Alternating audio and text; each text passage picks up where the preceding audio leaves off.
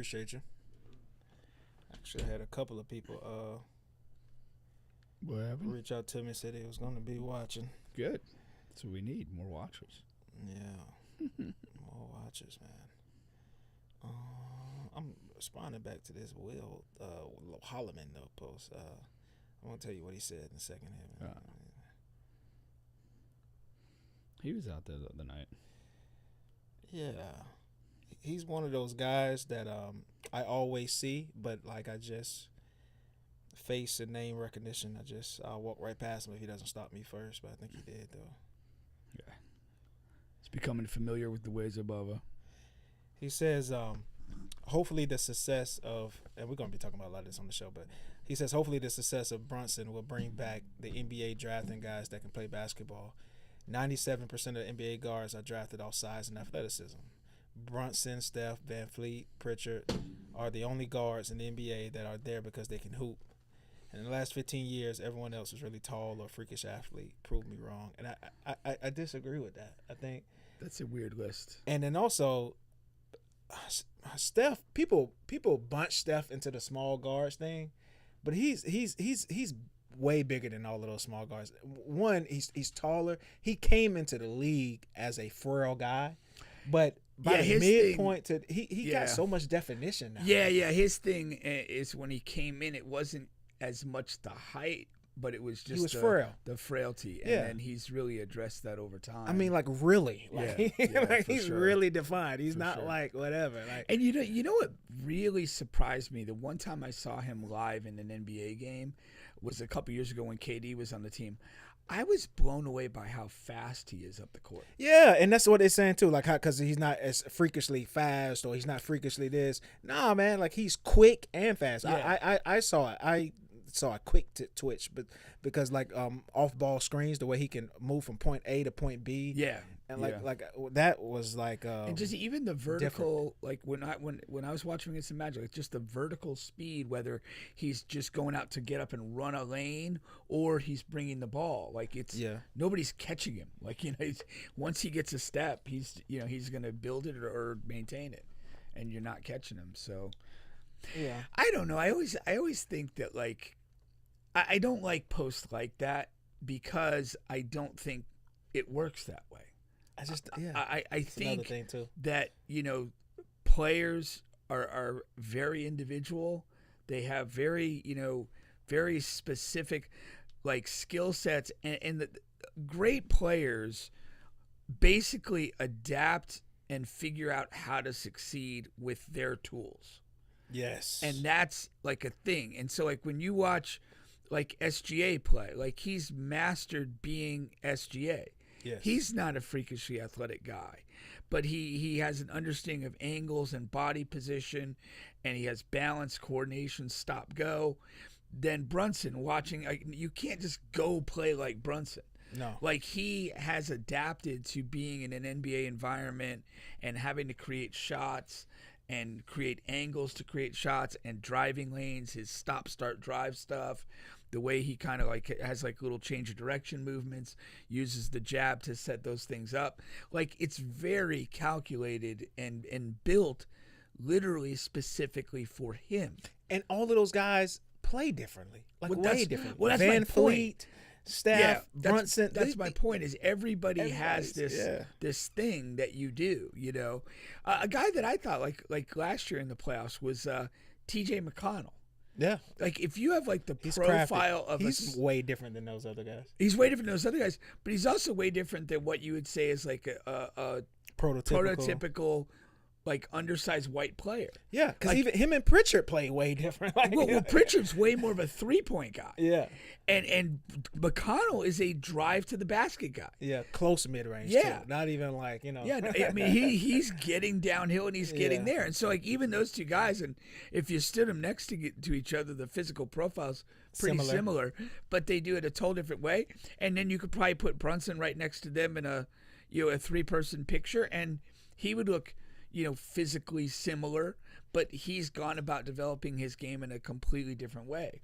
No, 100%. And if you haven't noticed, guys, you're on the bench podcast with Bubba and Pink, home of sports, music, and mayhem. Just was responding to Will Holloman's post there. So it's still a to the extent though, I think he's correct in this sense. There is this like copycat mentality in sports that when somebody succeeds, there's this thing that other general managers and teams and organizations are going to start looking for that. Yeah. Because that's the way you're supposed to do it. And I think that what that more often than not does is, because it ignores the uniqueness of guys' particular talents, it just kind of creates this thing where you're chasing something you're never going to get. And ultimately, I think it's a wasted thing. Yeah, like Frank Ntilikina is one name that comes to mind when you're talking about the Frenchman drafting 6'5", 6'6" guards who may not be as well as in basketball. So I understand there are situations and examples that you can call out, but as far as when you say but the problem is like Frank never made it in the league, never made it to be successful in the NBA. You're saying what he's saying is that all of the guards that are actively in the NBA on all of these teams and all of these, like the starters, guards are the deepest and most talented position group in the NBA. You know what I mean? Like you're gonna find a good guard on damn near every team.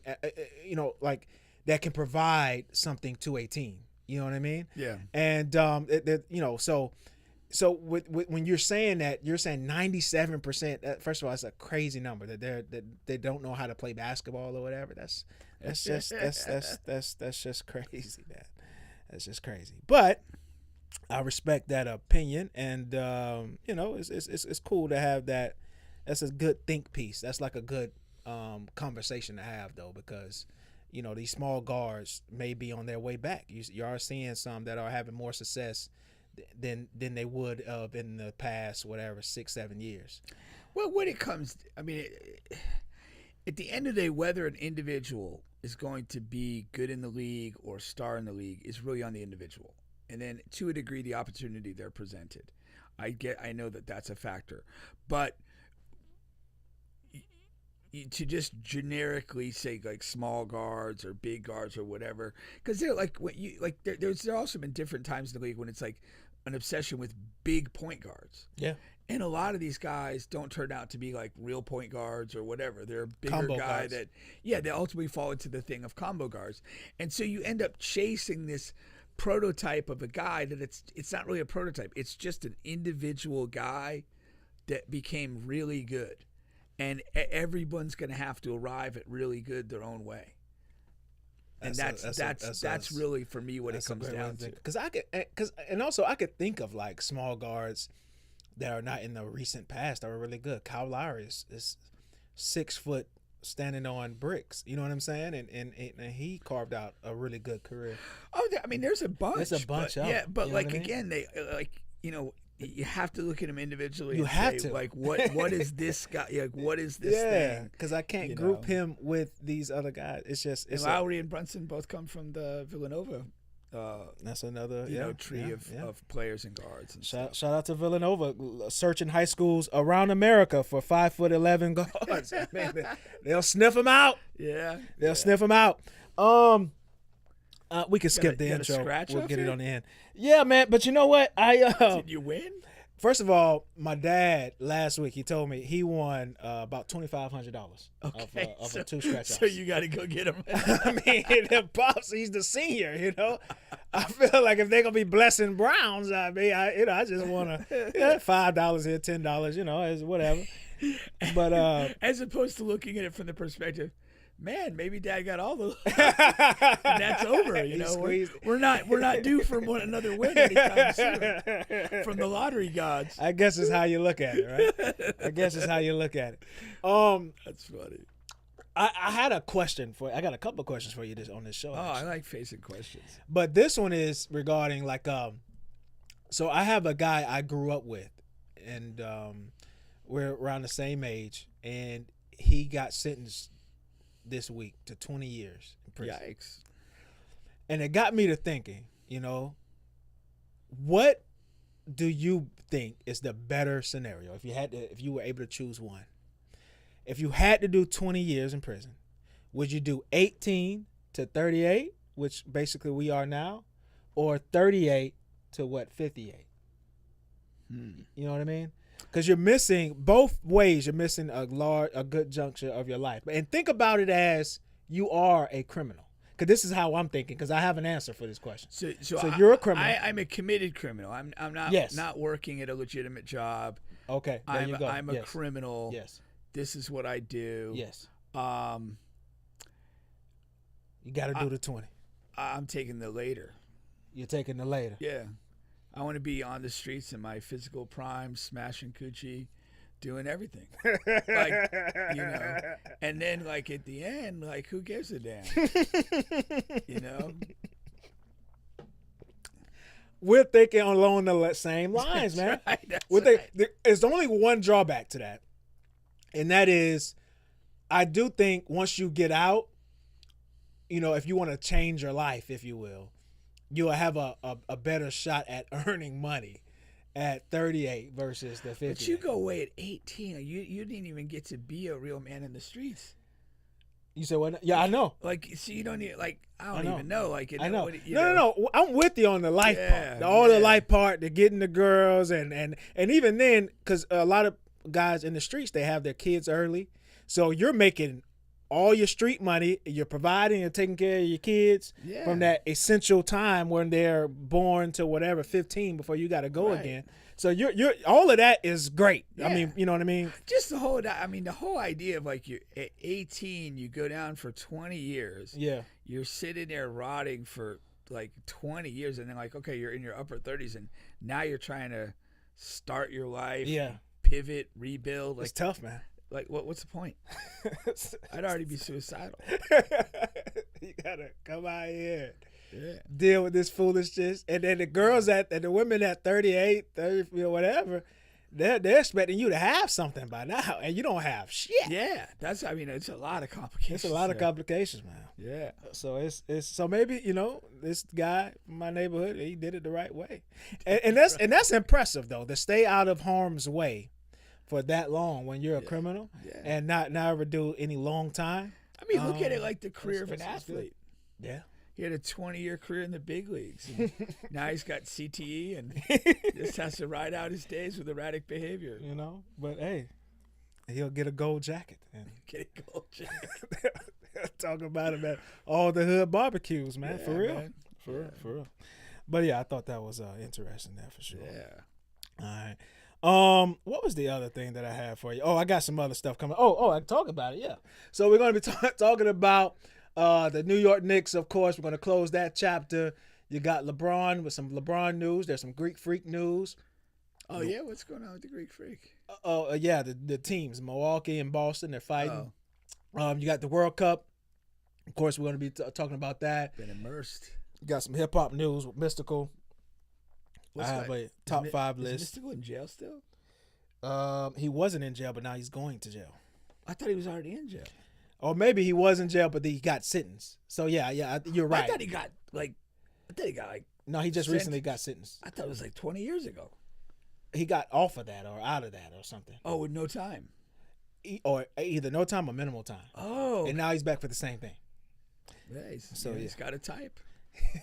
To say the least. He's got a preferred offense. There you go. I think that's a better way to put it. It is. I was caught up. I think that's a better way to put it. I regrouped quickly. That's why you're the GOAT, man. Yeah. You get a lot of comments on online. Yeah, Pink is he's right on whatever they say, man. All right. Let's get some Knicks talk out of the way. All right. Please. Because, of course, you know, I was wrong. You were wrong about the Knicks this entire time. They really fired people up, though. Fired people up. You know, they were really upset that we picked the wrong team to win the championship. I mean, I think people get that wrong every year, actually. But, you know, unless, you know, it's the KD Warriors or the Jordan Bulls. But anyway, that is, you know, the Knicks won. They got it done. And, you know, I have so many takeaways, but my most interesting takeaways are player related. But just on the team aspect of it all, you know, it's interesting to see a team that hasn't won in so long, and just to see how they were knocking on the door the last couple of years, but also just softly. Softly. But just the moves they made, you can see it now strategically over the course of the years. Like, and I'm talking about organizational wise, like bringing in World Wide West, removing some responsibilities from Dolan as far as player personnel and things like that. Just moving more towards basketball people making the basketball decisions, and even some questionable decisions, because you even have like the coach from last year that got fired, Thibodeau. They interviewed him today or yesterday or whatever. He was like he's still upset and salty about how that went down, being fired, because he thought that he had this team on the precipice, and he fully feels like he could have gotten this team to the championship and won the championship as well. They just needed this extra year of development like they have. It raises an interesting dynamic. I mean, Thibodeau's coached for many years in the league, and he hadn't won a title. Mm-hmm. So it comes off a little rich for him to say that. Mm. But you can look at this from another lens in that, they really let some games get away from them against the Pacers last year. And, they could look back and say, gosh, we really hurt ourselves badly. And the team that can do that this year is the Spurs. And, they were 5 games in the finals, 5 games at the 2-minute mark, 1 possession game, and they lose 4 of them, largely due to like some really bad mistakes in decision making and even some tactical things. And so you can look at where the Knicks are today and say, well, they made a coaching change, they grew from the disappointment of last year and arrived at this moment with greater purpose, greater commitment, and obviously success. And you can look to the Spurs and say, well, how are they going to respond to a very similar situation? You failed yourself. You made mistakes that lost championship level games. Are you going to, commit yourselves to becoming better, stronger, like mentally and more focused, like than we just saw the Knicks do? Or are you going to kind of like let that failure break you? Yeah. And so that, I mean, as somebody who can, who likes the Spurs, who really got engaged with them over the course of the year, I was angrily disappointed with how they performed in the final and the type of mistakes they made to lose games. And the question is there, how are you going to respond? And that's the only question. Like, yeah, you can change coaches. You can, make Fox disappear in West Texas. Like, you can do a bunch of things.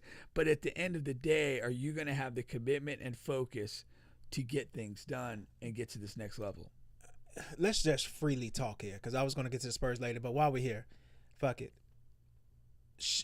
Should they have an opportunity to respond, particularly players like Fox?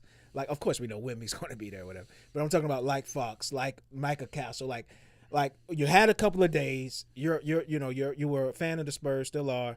You've had a couple of days, whatever. You've let all of that go. If you were the GM today, like, are you saying, okay, all right, let's take a breather here. We lost, made some unfortunate plays, but this is a young team. Are you bringing back this same team? No. I think you have to improve in some areas. Now, Fox is the biggest dilemma. Yeah. He played poorly. He's owed a lot of money. And he should have been supplanted by Harper already as that series evolved, and it didn't happen. And because of what you're paying him, I don't know how you move him, but you got to find a way. And little pieces, though, I think they need a bit more size in like the 3-4 positions. Not that you have to start somebody, but I think they just don't have a lot of options. If you look at it, you have Wemby, you have Cornette, are these really large guys. And then almost everybody else that plays is kind of Jeremy Sohan is like 6'6", 6'7". Sochan is on the Knicks. Not Sohan, but what's that guy's name? Yeah. But keep going. But I mean, like, everyone else is kind of in this, somewhere between 6'4" to 6'6", 7. Yeah. You don't have anybody in the like 6'10", 6'9" range of guy, and I just think in a playoff series and matchups, like, you want to have a useful player with that physical profile. Keldon's 6'5". He plays the 4 when he comes in. Yeah, he plays bigger. You know what I mean, and again, like Harper and Castle both, in many ways play they bigger can play than up their size. But you want actual bigger people playing in these roles, not people who can play up. Yeah, well, you want a guy, at least a rotational guy that is in that physical profile. Yeah. No, so 100%. That's what I would be hunting. Are you trying to replace Cornette as well, or that's just a tough series? I don't know his contractual situation. It was a tough series for him. I thought he played some good basketball during the year. Overall, yeah. If he's under contract, I'm not fine. Itching to move him. I'm fine. Yeah. But I just think you need a player with a different profile as an option in your rotation. Yeah. Spurs are in such a fucking just a great place as far as contracts and as far as everything. Because even with Fox has value in the league. It's not like he's a dead weight or anything. Yeah. And like you said, you just outside of that, you just need minimal moves on the fringes, on the edges there. Yeah. And you can just find that. I mean, you just need role guys, and you can find that. And I mean, I hope it's true of those guys, but to me, Wemby, Harper, Castle, they have to just take this. I was going to say, but that is the second wave. They have to take this, and again, I don't know. You got to take that and develop. They seem to be aligned with each other. Yeah.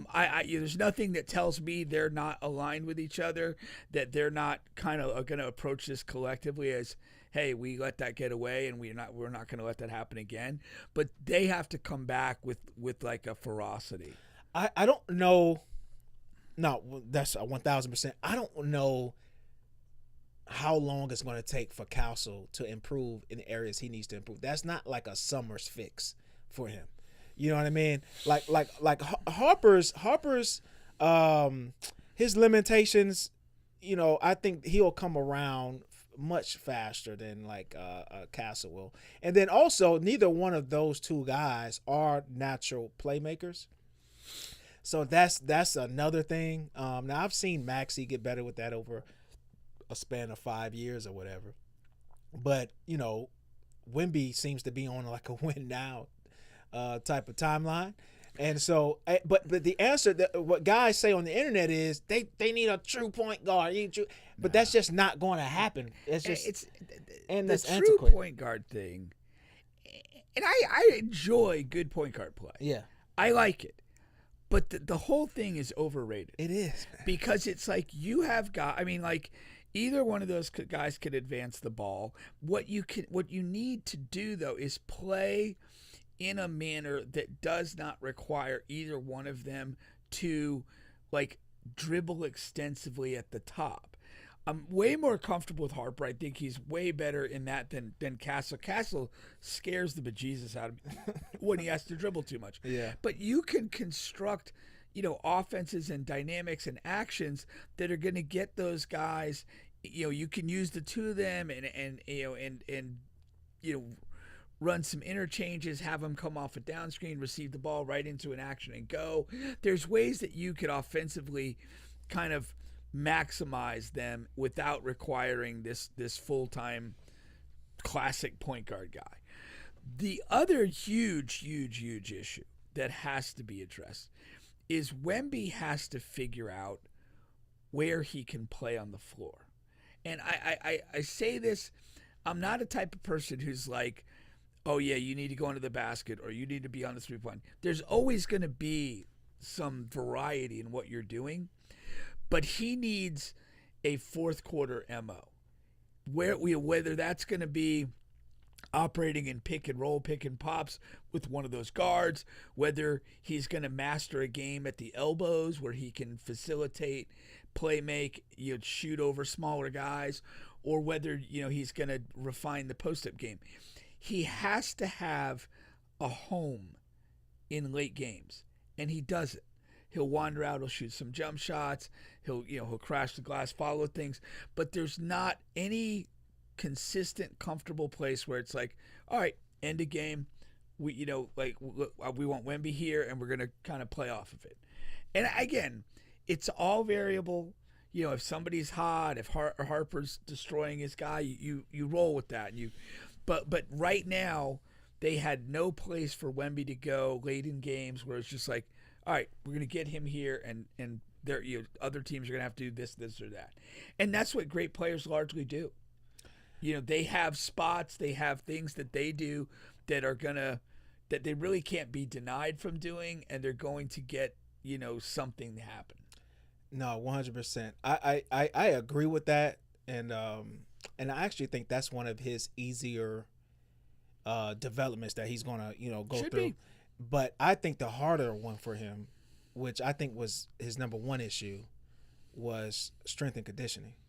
And for a big man, first of all, he's in one of the better shapes, conditioning wise for big man. But because of his role on that team and his role with greatness, he has to be in like guard type shape, and he's not. And that, because remember when I don't know, it was about 2 years ago when Minnesota was in the conference finals or whatever, and they lost. Anthony Edwards was like, and they asked him what the main thing he needs to work on this summer was. It was his fitness. It was his fitness. Yeah. And you're talking about a guy who's like extremely in shape and cut up, but like by the time you get to the postseason and with Wemby, it was the fucking finals. Your body is worn down and you're just spent, and he was just spent. I felt like.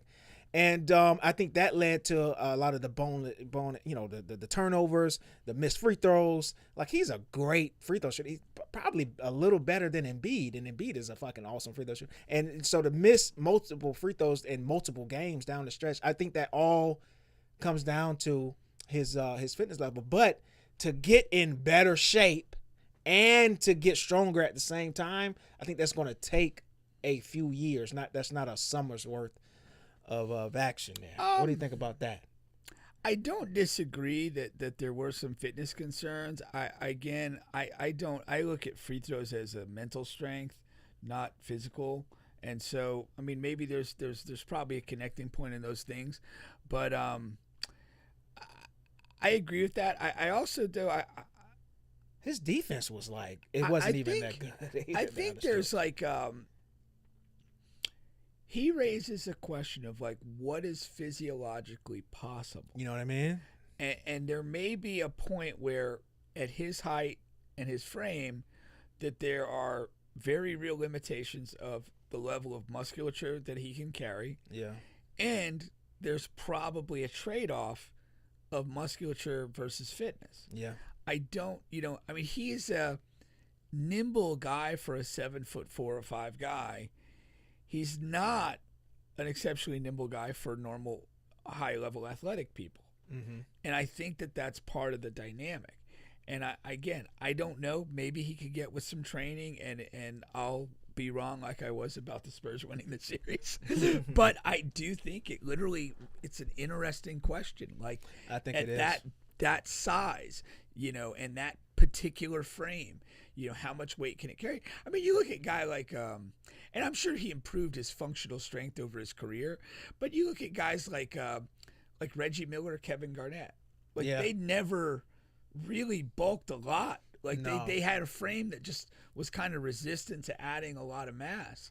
And Wemby seems like he'd be in that. But again, you can add functional strength without having, bigger muscles, big definition, big show muscles or whatever. Because I think that ended up being KG in the end. Yeah, but I do wonder, how fit can he be?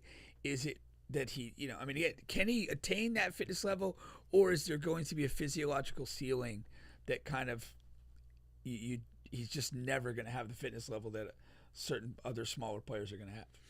No, 100%. All right, so enough about the losers here. Let's get to some Brunson talk here, okay? So Brunson had a hell of a year. You see all of his trophies here lined up. And now what everyone wants to do is see where he lands on all-time lists and even currently. So this is just a random picture I found it because a lot of people are talking about it. Jalen surpassed Iverson or whatever. But first, before we even get to like an all-time type of thing, I want to talk about currently in the NBA, right?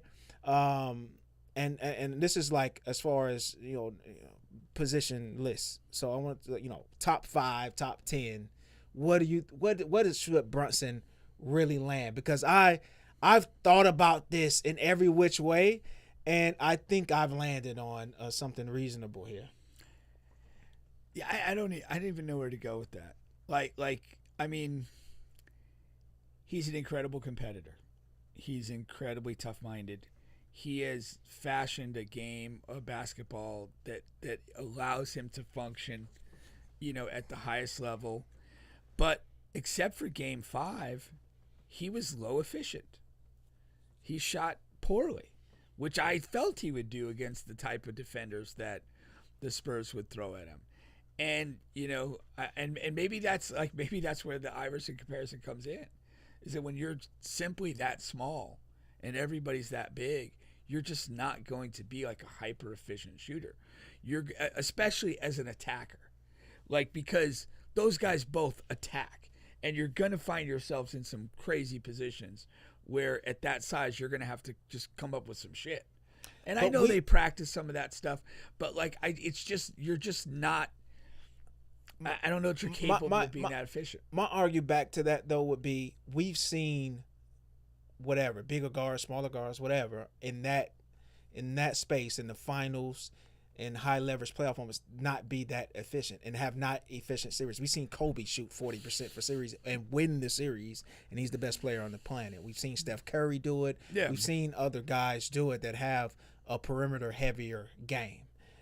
So I don't know how fair that is, because but I was a champion too of the efficiency and whatever, and even defense wise, when you look at the numbers, I mean, he had a good defensive series. Like they couldn't exploit him at any point. So I thought that was interesting as well. Yeah, I mean, if you're asking for rank, I really don't know. You don't know? No. So I think I do know. I don't spend a lot of time ranking guys. I think I do know. I don't know how we can't put him like top 5.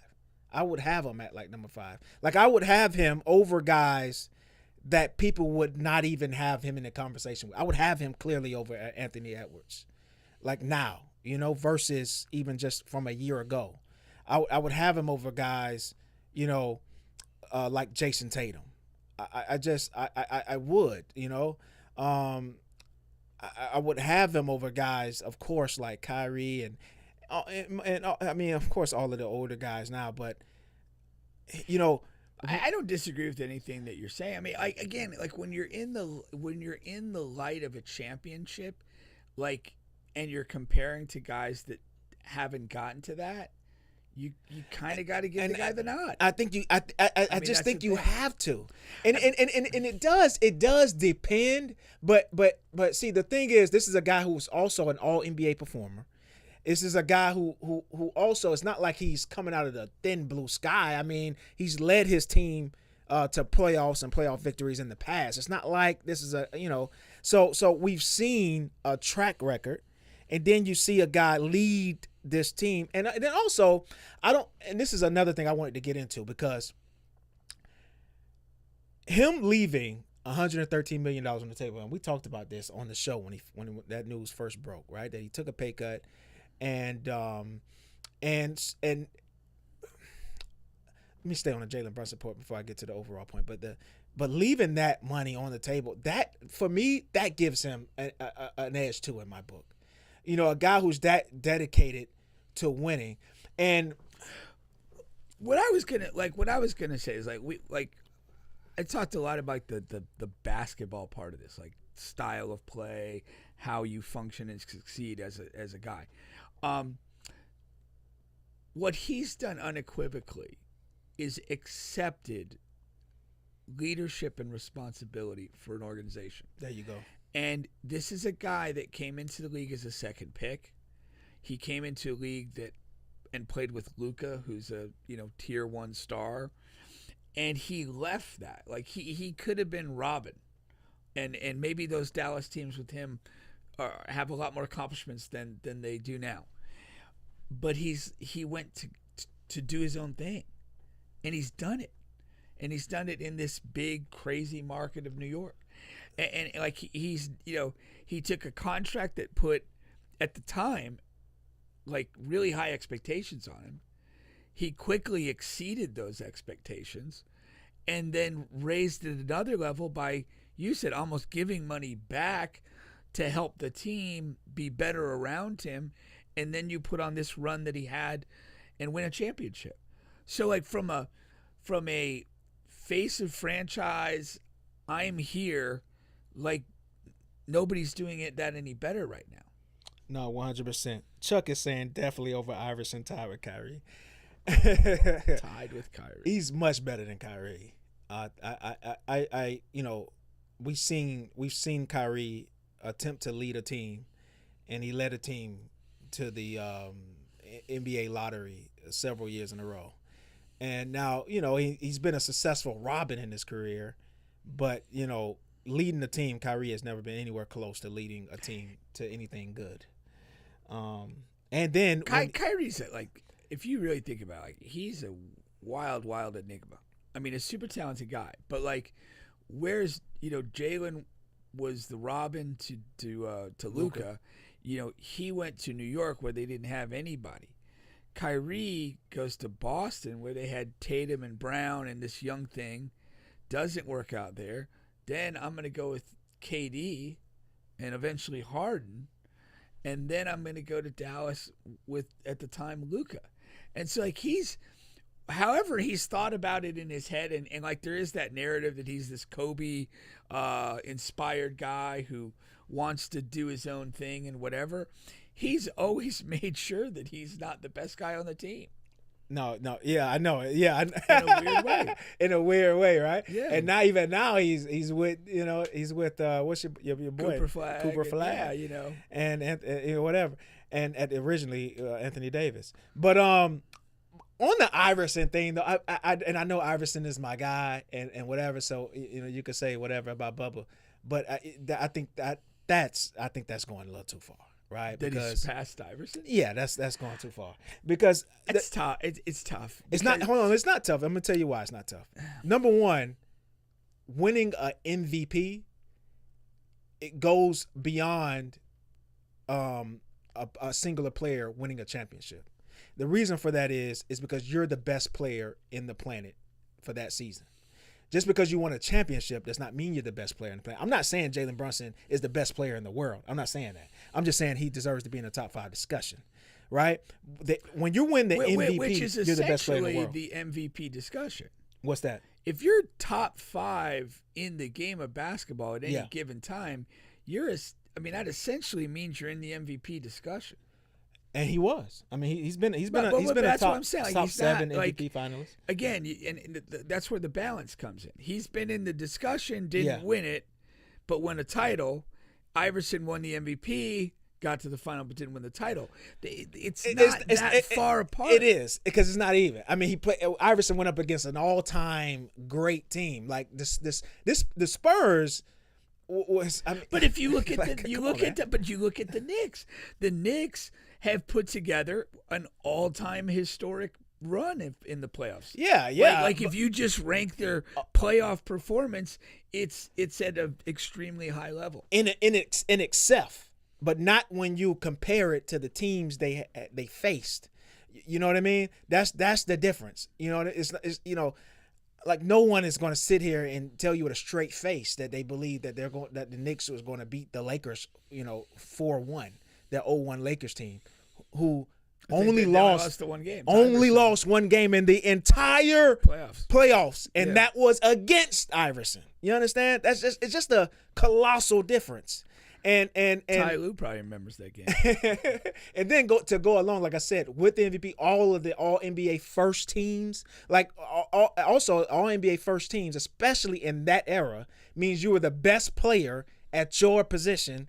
The best player at the guard, all of that stuff, and what Jalen Brunson has just yet to do, and so all of that matters when you're talking about. It does, but it also there's a lot of perception to this, that has to be addressed. Like Jalen Brunson coming into the league as the second round guy, he's had to claw to every bit of accolades he's received. Mm-hmm. Iverson was the top pick, rightly so. But when you're the top pick, the respect and that sort of stuff comes quicker, comes easier. Now, karl-Anthony Towns was the best pick. Where is his respect? He's the number 1 pick. He's a bitch. You see what I'm saying? No, I'm not. The respect doesn't follow a number one pick. You have to ball out. Him averaging 30 points in his second year is the reason why. I recognize you have to ball. I'm not saying you don't, but I'm just saying, like, the point that I'm making is the road for Brunson and all this stuff is fragile. But like, he is where he is now. Yeah. Let's just say he rolls off all NBA for the next 4 or 5 years. Yeah. Now you're talking about resumes something. Look a little you're cooking. Differently. Yes. And the problem is we're comparing a completed resume in Iverson to a resume that's underway. And again, let's go back about 3 weeks, and we're talking about Shea, 2-time champion, 2-time MVP. Everything's still in front of him. Mm-hmm. Like, these things change quickly. Yeah, especially when you're talking about more all-time space. Right. And I really hate to have those conversations. I just, Iverson's my guy, so I had to address it when I saw it.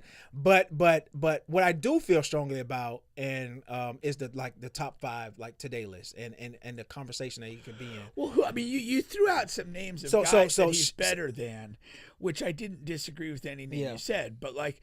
Okay, who joins him in that 5 in your evaluation? I think, inarguably, is Shea, Jokic, Wemby, and after that it gets questionable. I'm not going to argue anyone that doesn't want Luka in there, but I think Luka is just a star that shines too bright. He's had a lot of playoff success. He's not like a guy who gets to the playoffs and he performs better in the playoffs than he does in the regular season. So I just don't think you could take him out.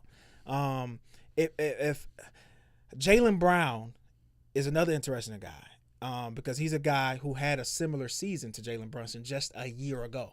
Right, a guy who no one really would have thought of to be in that space, and got it done and got the Finals MVP and all of that.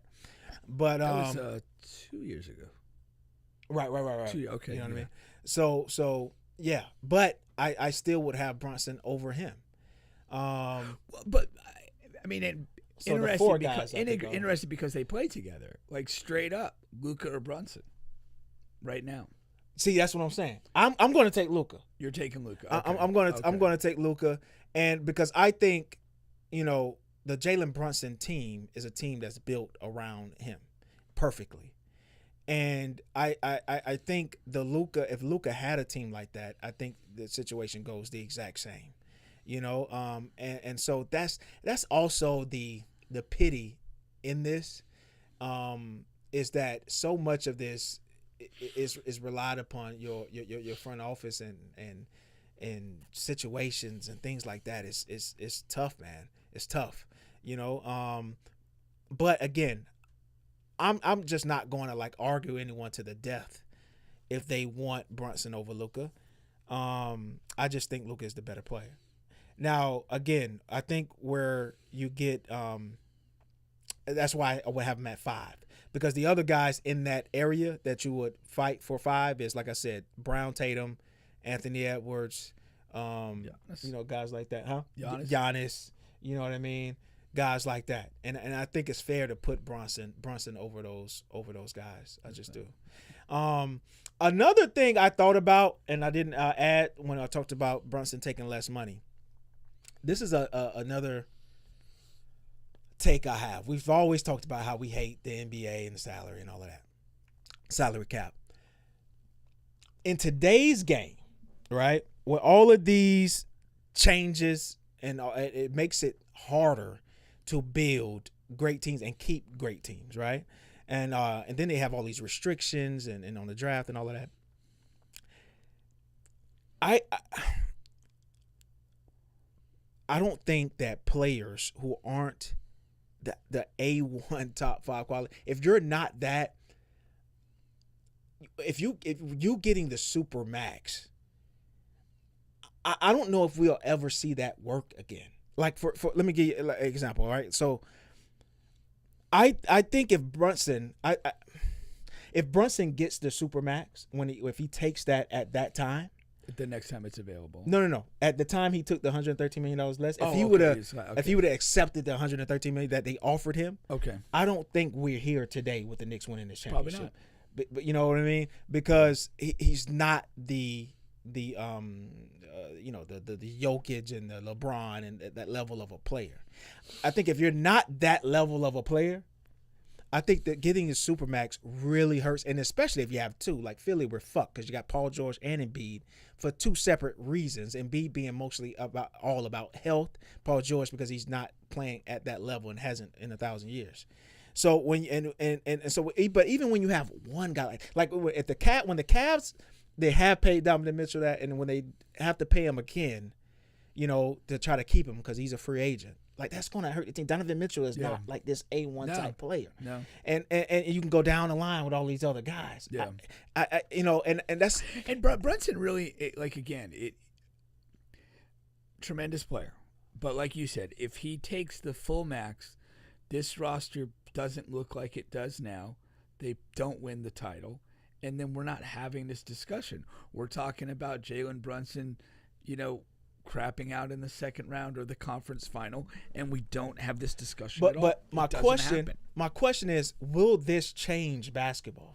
Like Tom Brady didn't change football. No, that's what taking less. That's why I don't think it'll change it. Okay, I think the majority of people are driven by the bag. Yeah. And again, there's also like in the context of like this, player empowerment and stuff, there is an adversarial dynamic between ownership and players. And I think that players, they're not going to trust that management or the owner is going to maximize the value of their sacrifice. It worked for the Knicks. They made it work. But like if I'm Anthony Edwards. That's the name I'm thinking about. If I'm Anthony Edwards and say, all right, I'm gonna I'll knock $85 million off of this max and I'll take that. I don't think he trusts that his organization is gonna use that $85 million and get a championship roster around. And I don't think you or I trust that either. Yeah. But and I think that that's widespread. Yeah. And so I don't think that's going to happen. But the thing about it though is, Brunson took the $113 million less, but the team was his request.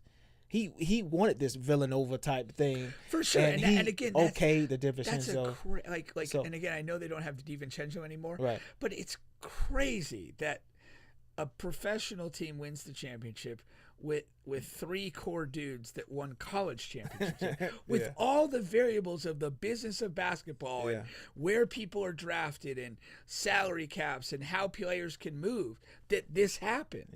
Like this is a crazy oddity that this ever came to fruition. I think it's incredibly cool. And I was mad when DiVincenzo left. I'm like, dude, roll with these four guys until the wheels fall off. I incredibly cool, but like that's not happening. Nah, it's just not. That's the thing. So there's the whole lot of things, and again, like I think I remember talking about this at the time. I felt that like him leaving money was really leaving money for them. As much as who else we might sign. Oh, I see what you're saying. I literally for think his like guys. It was like hey, we're all together. I don't want to break this up. If I take less and we stay together, I'm cool with that. No, 100%. And I'll a ride or die. And I do think that's why I think that decision is really like you just have to look at it as a one-off. Because I think not only did he not take the max with this idea that, oh, hey, maybe this will make the roster stronger. At the time he made it, he's playing with his four college buddies. And it's kind of like, hey, we'll all do okay. Two more questions for you, then we'll get off the Knicks here. Do you see a back-to-back coming? And then also, what do you think about the Knicks going to the White House? The back-to-back, I'm not going to rush into that. I think we do. I remember doing it with Denver. Like they won. I did it. I they definitely had did a young nucleus. They pay the right guys. We'll just but who touches them? When somebody wins, like there's a feeling of invincibility. They just beat everybody. Like they're the champions. And you feel like, well, damn, they're it. But that's not how it works. Like everybody that lost to them is gonna like have the target on their back now. Every game gets harder. You're the champions. And they're going to build their team specifically. Right. Just there's a reality that you're going to get everybody's best. You're the team that you circle throughout the regular season. It makes the 82 games more taxing than they were this year. Plus the playoffs. Plus the teams that are close, the teams that have a legitimate chance are going to, make roster adjustments, make tactical adjustments for you.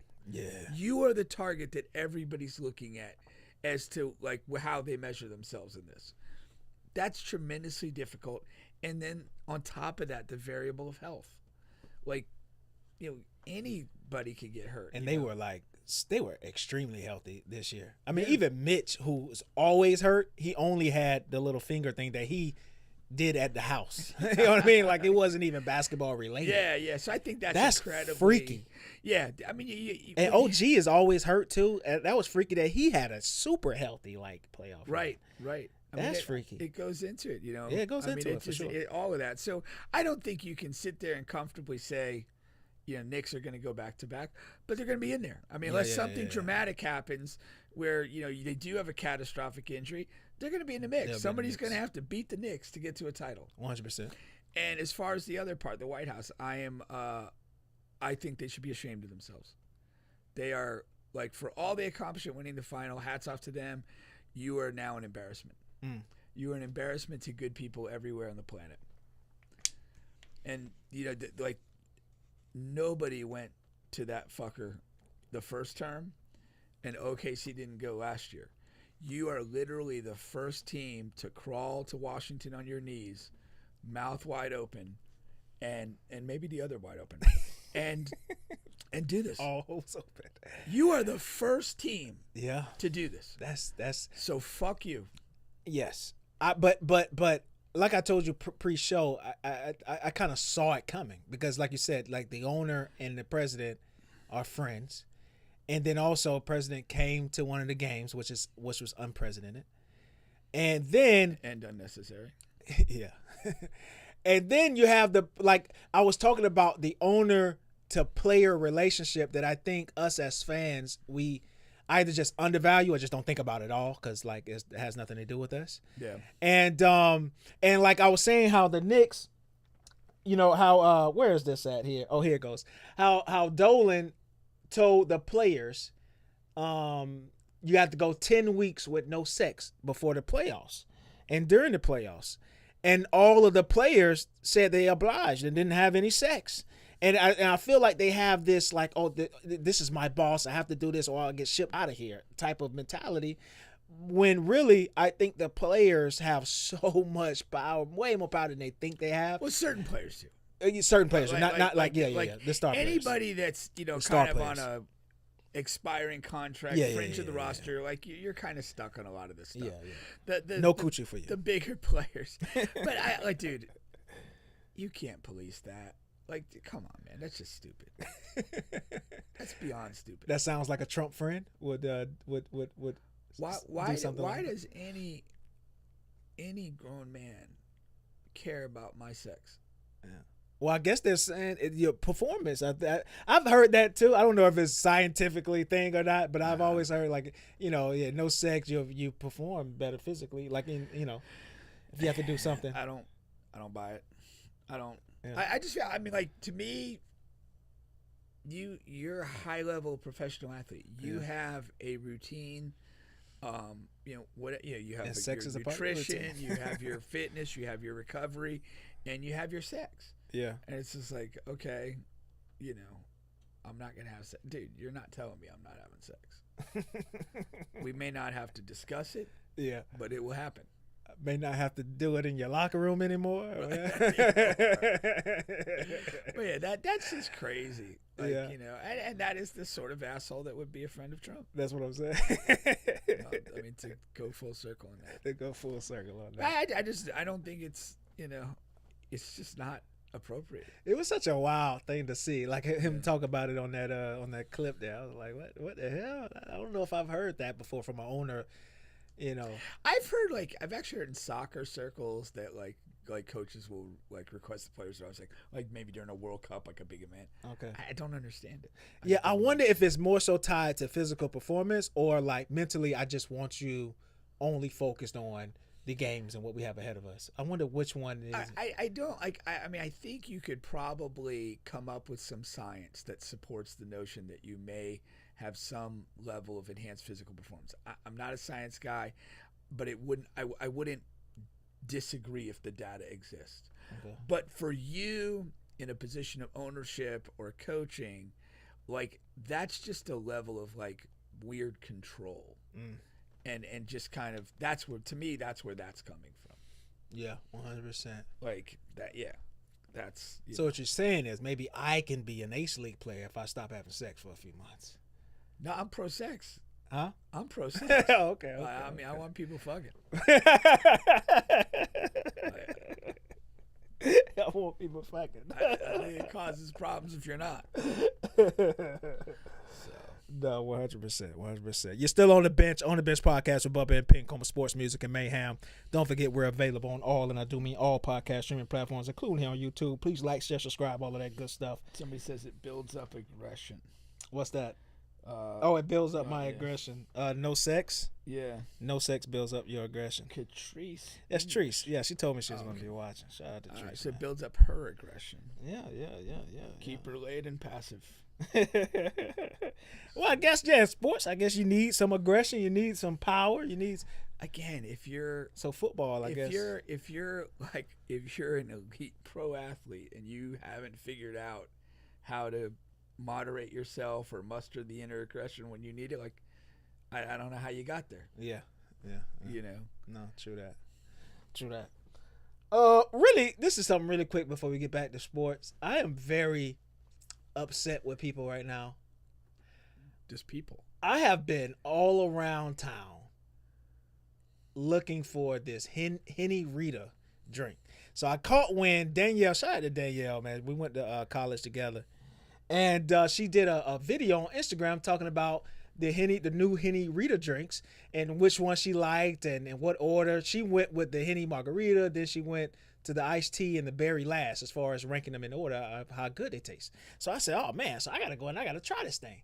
I done been to 5 different stores. They're all sold out everywhere. They're sold out. Sold out everywhere. So not a fucking bottle and stuff. Not even the berry kind. The last place.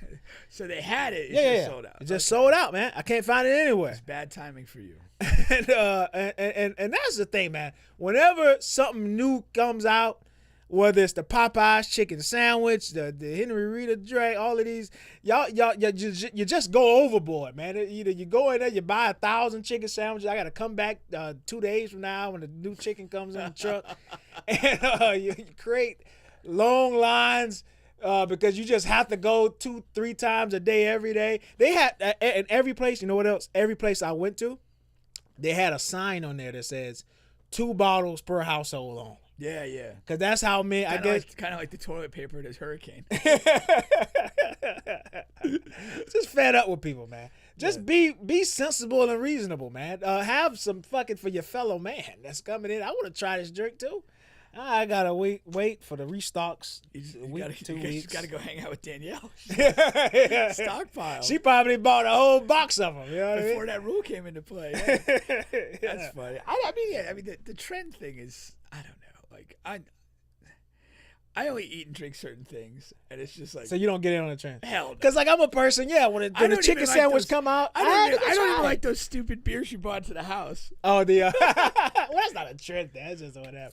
But like I don't like foo nonsense. So so you had never tried the Popeye chicken sandwich in the mix of it all? No, not in the mix. I I'm waited talking until about after the mix. I'm talking about in the thick of things. Yeah, I had it. See, I had to go try it in the thick of things. I don't know. I just had to. Like, what I did is like, and there's not many Popeyes where I move around. Yeah. Like there's one in Altamont, and I think there's one in Sanford. Yeah. And if I happen to be going, this is in the rush of this, I would look, and if I saw people, I'm not gonna bother. I mean, if I happened to come by and like nobody was there, I would just do it. Cool. Yeah. You know, and I just waited until it died. Yeah, because you're talking about extreme long lines. I can't do that. Like even like even just in regular terms, like, and I know that Chick-fil-A is kind of famous. Like, they kind of, even when there's a lot of people, they seem to get you out. They move people, quick. yeah, man. But like the other places, like if I'm going there and there's like a line or just congestion, I'll even if I'm thinking like I want this. I was about to say, what if y'all? I'm gonna go somewhere else. And sometimes your mind is just set on. Nah, and that's the line for me, because it's like I do not like waiting around for food or waiting to like get access to the food. It's just no. When I'm hungry, I need to eat, and it just has to happen. I just thought that was interesting. No, that is though. But like people are like that though. Like something new will come out, it'll catch a little thing, and people will act like it's the most important thing that you could have. No, 100%. Like they'll literally act like they're giving up on any other beverage they ever had. 100%. 100%. Another quick one here while I'm on the quicks. These are 2 TV series that I'm watching. I finished the Burrows though. And it's both of them are interesting for 2 different reasons. First of all, I've talked about From before here on this show a while back. You did? Because we're on another new season here. And what's funny about From is everyone says it, and it's funny, it's sad, it's true, but it's still whatever. We're whatever 2-3 seasons in, and we still have no idea what's going on. But we still watch, man, every single week, and it's a sci-fi show. And they got these characters that piss you off every week, and they got us, man. We're there. See, I am allergic to shows like that. I know it's not your type of show. Take out the sci-fi. There's a couple Netflix things I've like kind of started watching. One, I think it was called Legends, and it was kind of this short series about like British spies and how they were kind of, I think it was based on some real events, but it wasn't, close factual, where they developed spies to infiltrate like the drug importation trade and stuff like that. That's not bad. Cool premise. I was okay. And then like you kind of go there and it starts and it's just kind of like a couple episodes in, like, why am I watching it? Like I'm not invested in any of these characters. Everything's kind of got this little like I don't know even how to describe it. Like, just like kind of change direction, plot stuff. Yeah. I'm like, I just don't care enough to follow this. Like, and I damn sure couldn't watch a show where I'm 3 seasons in, wondering what the hell happened. Yeah, that's the thing about From. Now, the other one, the Burrows, I just thought that what is the premise of that? Because I've seen it in the Netflix lineup. The premise of it, I thought, was just fucking genius. Because it's really quick. Because I feel like we're in 2026. I feel like it's so hard to make a show or a movie that we've never seen before. And so I always give extra kudos for originality. So this is basically Stranger Things in an old folks home. That's what this is. So it's a sci-fi show in an old folks home. That's what's so unique. If there's anything that would be less appealing, I can't think of it. But they I hate old people. I hate old folks' homes, and I hate sci-fi. Well, it's not an old folks home. It's an old folks community, but same shit, right? Right. But it's an old folks community, and it's spread out, so it's like a neighborhood. But the villages, basically? It's like the villages. Okay. Right? It's like the villages. But they're fucking, they're dying. Like getting killed, not dying like because of old age. But like, but yeah, it's like, and it's so unique. I loved it. But today I learned that because the whole time they had got approved for a second season, blah blah blah. But I learned that they just canceled. They canceled the show, man. Oh really? Yeah, and what happened was they had a very strong first month or something like that. They said millions and millions of views because the Burrows is on Netflix. But then it tailed off towards the end. And what they said was, and I thought this is interesting too, I don't know if anyone cares or not, but they were saying because of the type of show it is, this is what Netflix says, because of the type of show it is, how much money it costs for the effects. Sci-fi is one of the more expensive genres.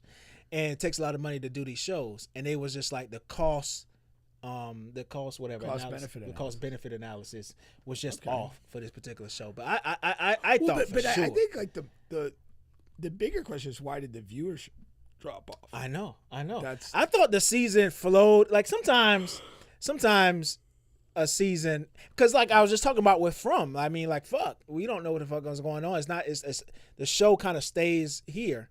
Yeah. But the Boroughs had ebbs and flows. I don't know. I don't know why the viewership. It had me to the end. And suckers born every day. But I don't know. I love the. I'm a huge TV series guy. Another thing. Well, thanks for bringing those to my attention because I will now be able to ignore them in total comfort. Another thing I thought about is me and you had an off show conversation, about black production. Yeah. And I was thinking about it because you were saying how many black movies in the theater because we were talking about that movie with the four black characters with Malcolm X. Oh, the One Night in Miami. And yeah. How we don't see films like that in the movies. But I think it's because a lot of black production has moved to TV series. And not just black production. I think more so overall, we're seeing more TV series and whatever than we are films. That's a good point. That is a good point. I still think because I see a lot of black shows. I still think there needs to be some black representation in movies. Yeah. And it bothers me that it's not. Yeah. And again, I'm not talking about like Jordan Peele nonsense. Yeah. And it's weird because I think. I don't know. Jordan Peele movies appeal to everyone. They're not, I was going to say. A black man who makes stuff that appeals to everyone. You're talking about black production, black. Right. Yeah, I know. Black stories. Black storylines. Things of that nature. Yeah, and I just think that that's lacking and it's disheartening. Yeah. But you can, if you look at the environment of this country, it is what it is. Yeah. And until certain things are taken care of. No, I still thought that was a great point, though, and which could be actual reasoning for it not being there, right? Yeah. Well, I would think, again, I don't know the economics of Hollywood or production, but I would think like movies are probably a higher risk than series. I think series can be done on lower budgets, and I think there's more kind of outlets to get them into like recycled play than a movie. Movies like bad TV shows just kind of quietly disappear. Movies are like big or they're flops. And when you have flops, like probably on some level, like some heads roll and some people, kind of lose their standing. If you're a lead actor or actress and, you could get, like two flops in a row where you're kind of the guy or the girl, like your luster is a little bit gone. Yeah, you're getting less calls. And that's for sure. And so I just think that's the thing. And I think, with the what I presume to be predominantly white money people making the decisions on what films are released, it's just dry. There's not interest in doing that because we're, I don't want to say we're in a high racist season, but we kind of are. But that's not to say that racism, didn't exist at any point in the country's history. But it's a little more prevalent. It's inflamed right now. And higher. And I think that's a reflection of it. That you're just not, you're not getting. Hey, we're gonna tell this story, and we're gonna have this cast and away. Like, oh, sounds great. Let's do it. I always miss the Black Family Christmas movie. Yeah. I love those, man. Yeah. No, 100%. And then we haven't gotten one in a while. No, we haven't. Yeah, and a lot of black filmmakers talk about how hard it is to get their films approved to get to the big screens. Yeah. So that is there is something there. So I thought about that and wanted to talk about it. A couple of other NBA topics before we get to the outstanding World Cup here. But LeBron here in active negotiations with the Lakers on a new deal, ESPN reports. And the reason why that's news because, of course, we talked about last week about Steph Curry making a push for him and Golden State. I guess, like, in light of that headline, like, have Steph and LeBron talked? Yeah. Or did this kind of come about before they had a chance to talk?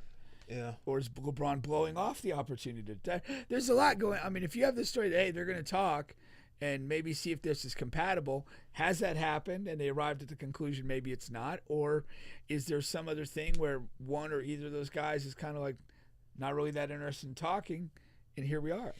And then the Boston thing, they got the Giannis, Jalen Brown thing they got to figure out before they even think about LeBron James thing. Yeah. Now, but my whole thing about this is I'm just not sure on either side if it works or if they should even be interested in doing another year.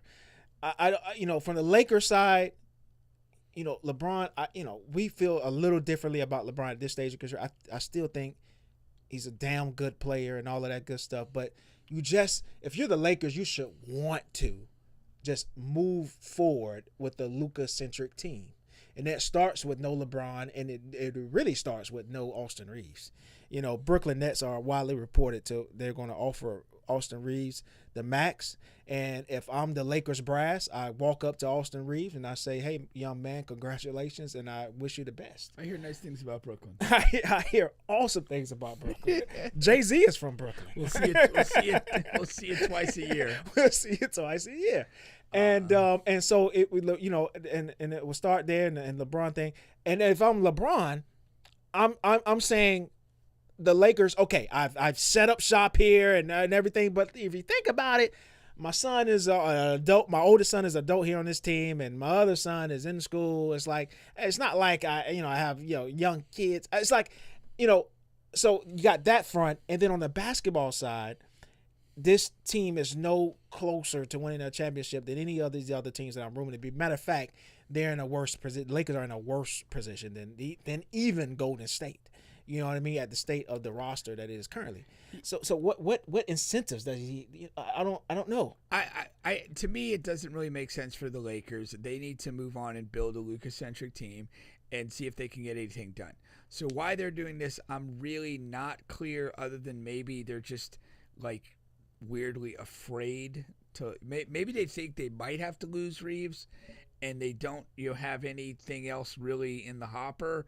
And keeping LeBron as some sort of statement of intent to try to do something. I guess I'm speculating. What about the notion of we treat our stars better than any other team? You know what I mean? Like because people thought that Kobe should have. Maybe a little bit of that, for sure.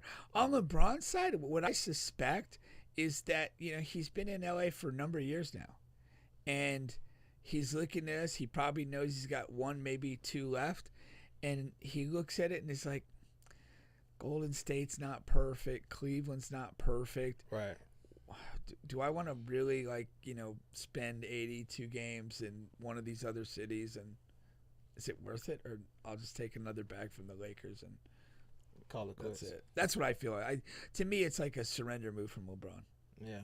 That's what it feels like. Yeah, that totally feels like that. Yeah. I thought going to LA without like a preset roster of stars. Yeah, those are babies. That was already like a surrender move. Yeah. Like to me, when he first went to LA, he was no longer prioritizing winning championships, and he was moving out to LA to be in a big market and make sort of the transition to post NBA LeBron.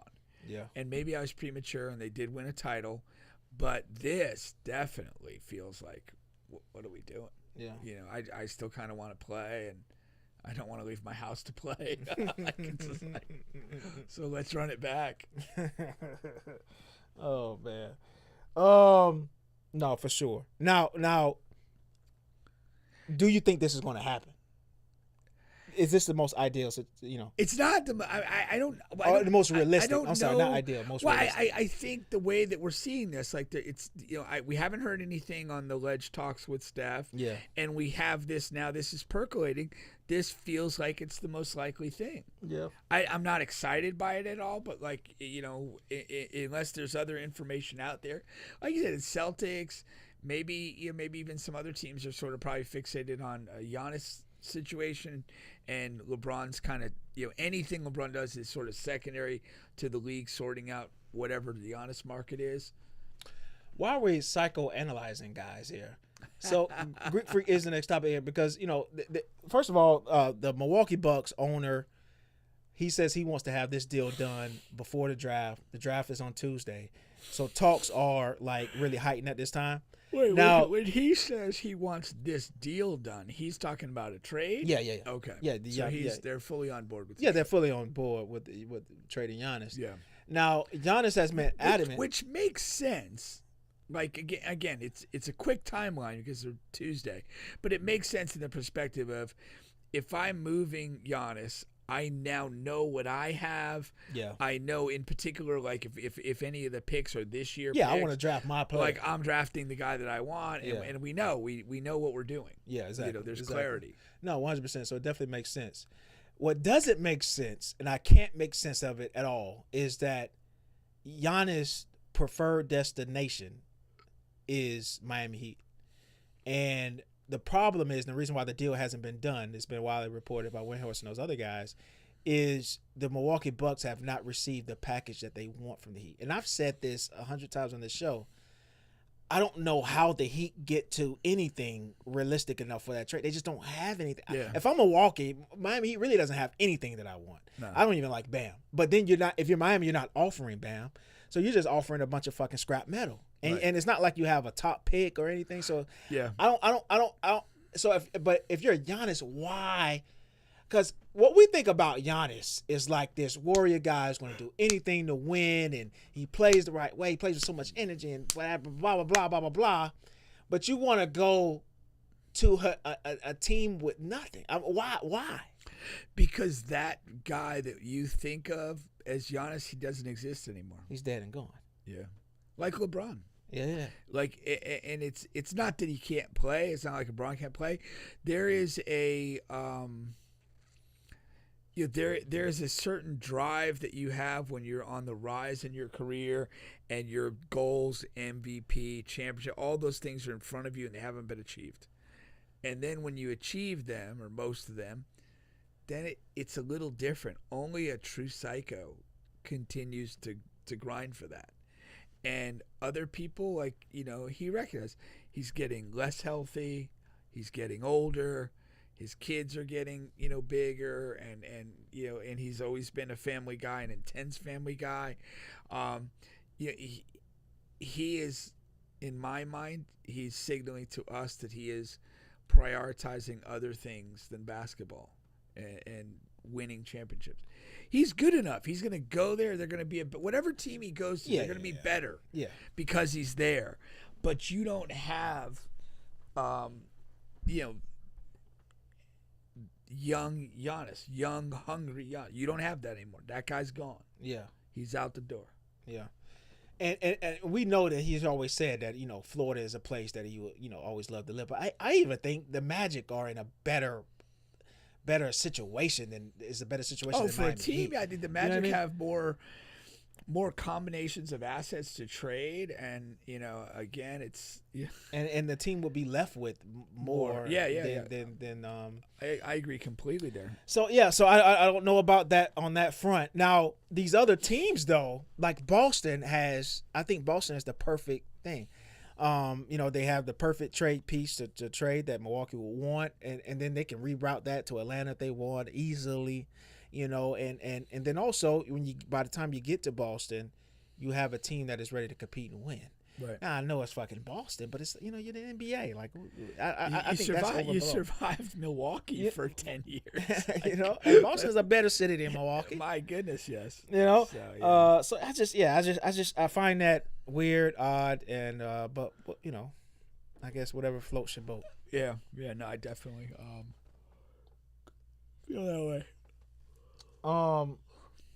You got anything on this about team Washington is torn between AJ, Cam, and Peterson for the top pick. You got Darren Peterson, who's only going to work out for the number one overall pick for Washington. Yeah, and I don't understand how you're torn with Boozer. Yeah, I can buy that you've met with and been around Peterson and DeBonsa, and you're like, hey, I see. Yeah, I see. Something special in both guys, and you can be torn. I completely understand. I just think deeply Boozer is a level below that. Yeah. really below that. It's not close. And I think that that's a little strange that they're saying that. Yeah. I know that everyone knows that AJ wants to go to Utah. And I think as long as you're comfortable with Peterson's health records, that I think that's a totally fine pick. Yeah. You know what I mean? As long as you're comfortable. It's hard. It's hard not to maybe try to get the Jazz to give you something. Yeah. Just something. A second round pick. I don't know. Cash. They say they want a king's ransom though. That was that's the report. And anyway. I think you're foolish to do that. Like you say that maybe at the beginning of the negotiations, but you have to look at it and say. And I don't know who it is on the Jazz. I mean, there's probably a player on the Jazz roster that would make Washington a better team. Yeah, because they have, or obviously a future first round pick, or even a second round pick. It's just like an asset's an asset, and if you're going to get the same guy that you'd get otherwise, and you could add any asset, like it's just worth it. No, 100%, 100%. The last quick one I had here was this guy here, Mystikal. Yeah. So he's been sentenced to 20 years in another rape case. Okay. My take on this is, big rape guy, are you? I just find it interesting and weird how the industry treats like known what's the word I'm looking for? Nasty fuckers. That wasn't what I was expecting. I thought you were sexual predators or all of that, something like that. They're all nasty fuckers, rapists, and now the fans and like industry, like Mystikal has been on songs in recent years. I know like T.I. just had him on a song a couple of years ago, but like everyone knows he's a rapist. Like even when R. Kelly was whatever, like. In the midst of him going through all of that, people in the industry, they knew what the fuck he was doing, but they still had him on songs. And then it's like, but I guess it's like Bubba, get over it. But like you got a guy like Drake who's never been, you know what I mean? But all of a sudden he's a fucking rapist, but he's not in anything. It's like, and you guys decide, the whole industry decides to go against him, and even if they have no like working relationship with him. Because he's a whatever alleged rapist in this diss song, but you got guys who like real rapists, guys who's really pissing on 16-year-olds, guys who's whatever, shooting women's feet off. I still don't think Tori did that, but you understand. I mean, like, it's weird, and I mean, like. On some level, like R. Kelly, until he ultimately fell, he was a huge talent and a massive cash cow for somebody.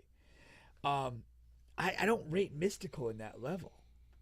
Like, he's not generating big hits or anything. Like, so it's not like a financial. Well, not probably not ever even compared to R. Kelly. Yeah, but and not in many years, even at his peak. Even at his peak, So I don't understand that. Like, I mean, one theory I just put out there is that, like, maybe just the whole entertainment industry is so perverse across the board. And it's just a matter of, well, the light is shining on this guy, not on me, but, I kind of know we're cut from the same cloth. I just, you look at the Epstein stuff, you look at a lot of the R. Kelly, you look at, the stuff with Diddy and all this stuff. It's just like, maybe the culture of the industry is so bad that you're just like, you're almost empathetic and like, oh, you kind of got caught. That kind of sucks. I understand what you're coming from. I understand what you're going through. Yeah, it's just like, I haven't actually been caught, but like, I just feel like maybe there's just a whole fucked up culture about that. That's just like that. This is what it is, and so they're not reacting to a rapist like we would. In like our work setting, like, in their work setting, it's just another day. A lot of people said that they don't think that a lot of people came out against Diddy because they were scared that Diddy would release names or pictures or videos of people that were at, you know what I mean? Yeah, for sure. You know, so they, you know, damn, I hope he doesn't out me. Yeah, just no, because that was real. Like when he started to go down, like very few people aggressively said anything. Right. A lot of people just got quiet. Yeah. And kind of stepped back. Yeah. I just think, like, you know, if you've been in that industry for a long period of time, like, you know, you've seen some shit, you've probably done some shit. Like, I don't know, you know that guy, the Wolf of Wall Street? The actual guy. Yeah, okay. Jordan Belfort. Yeah. Like, he was telling a story on a podcast, and it was just like, you know, he was kind of at the peak of his powers or whatever, and he was talking about going to this party, and, like, you walked in, it's just like, you know, things were happening that you didn't think were possible. Like, just, you know, like, just everything was going on. And I just think that there's a segment of the entertainment and high-end wealth that they're literally just doing this crazy shit. Right. And nothing by comparison seems all that upsetting. Yeah. No, that makes sense. I can buy that.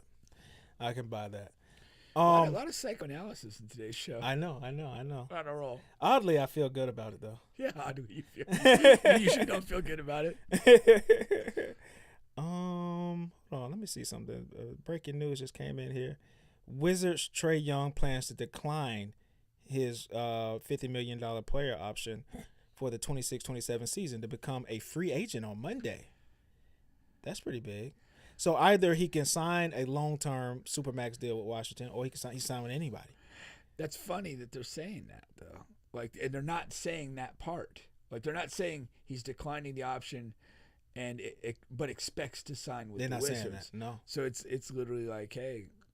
Well, this is what they say here. They say that Washington remains the front runner for the 4-time NBA All-Star, as he loves the team, but he still expects multiple teams. He loves the team. He was there for 5 minutes. But he still expects multiple team max interest. Okay. I guess whoever's going to offer him the max, that's where he'll go. And I'm not sure anyone outside of Washington will. They'd be foolish to. They'll be insane too. Yeah. So yeah. That's interesting. Oh yeah, I just thought that was interesting. Yeah. I didn't know his contract was up. I didn't know. Yeah, I didn't know that either. But well, I mean, it's a player option, but player option. Yeah. He declined it. So I know. Is it weird? I mean, like, he's injured a lot. He kind of got shut down.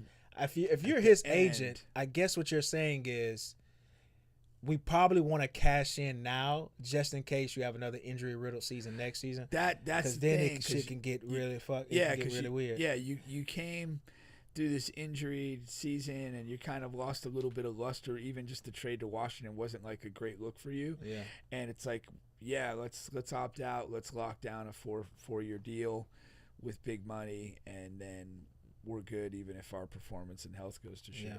Trae Young is another guy I put in that, like, he's just a guy you offer a Supermax to, kind of killing your championship dreams. He's a guy that you need to take $100 million off, you know, to have a shot. Yeah.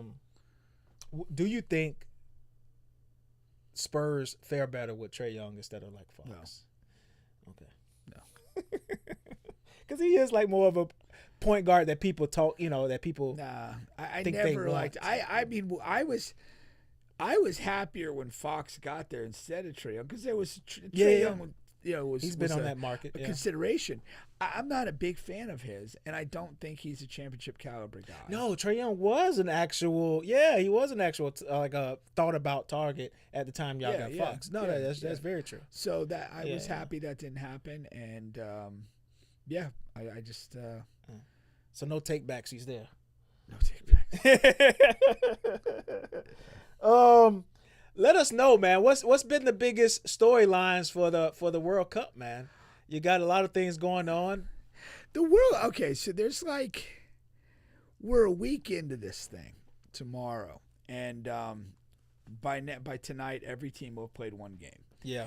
There's a lot of levels to the World Cup. There's probably about 8 teams that actually have something of a chance to win it. Okay. And so it's not like a balanced parity type of thing. There's teams that can win, and most of them can't win. Okay. You know, but you know, along the way, you're going to have all these cool stories. And that's the beauty of the World Cup. Like, so it's the little, like, oddball stories of like Cape Verde tying Spain, who's one of the teams that can really win this. Cape Verde can't. They played a defensive masterclass. They fouled one time. Oh, wow. They have a 40-year-old goalkeeper who's like a full-time electrician, and he plays the game of his life. Yikes. And he started that game with 50,000 IG followers. As of today, he has over 12 million. Yikes. Those types of things. It's like, what is that all about? Yeah. That's insane. Yeah. You know, and you have, and credit to Fox and credit to Jameis. They got Jameis out here. Yeah. And so the other day, the Netherlands plays Japan. And Jameis rides to the game with Netherlands fans. He's singing songs. He's on the bus. He's marching to the stadium. And at the end of the game, which is a fantastic game, 2-2 tie, the Japanese have a tradition of the players clean the locker room, the fans clean the stands. And Jameis had a Japan shirt on, and he's out there picking up plastic and garbage and throwing it away. And, like, just these cool, like, you know, human interest stories. There's a guy that we talked about on this show probably a year ago, Jan Diamande, who was playing 2 years ago in Daytona. He's Ivory Coast, first game, man of the match, incredible performance. And then kind of the story starts to come out. Hey, this guy was actually in the United States. Like, and it's just like there's all these like really cool stories, and especially early in the tournament, it's like all about just getting results and making something happen and seeing the pageantry of all these teams. And then the other thing that's become very evident early in the tournament is the big guys have shown up. Mbappe 2 goals yesterday, Erling Haaland 2 goals yesterday, Messi 3 goals yesterday. I was going to say, don't forget about my GOAT. Today, Harry Kane scores a pair of goals. I saw that name. So like the guys that are in the mix to be the big, you know, the big players, they've shown up. We're not looking at a tournament where it's like, oh man, where's, you know, why isn't this guy doing anything? Yeah. The big guys have shown up, which makes it better. You know, you've already got like a race for the golden boot, which is whoever scores the most goals. It's off and flying already. You know, the goals are piling up. Golden boot. Messi, I think with his 3 goals, he tied the all-time record for World Cup goals in a career, and Mbappe's 1 behind, or 2 behind now.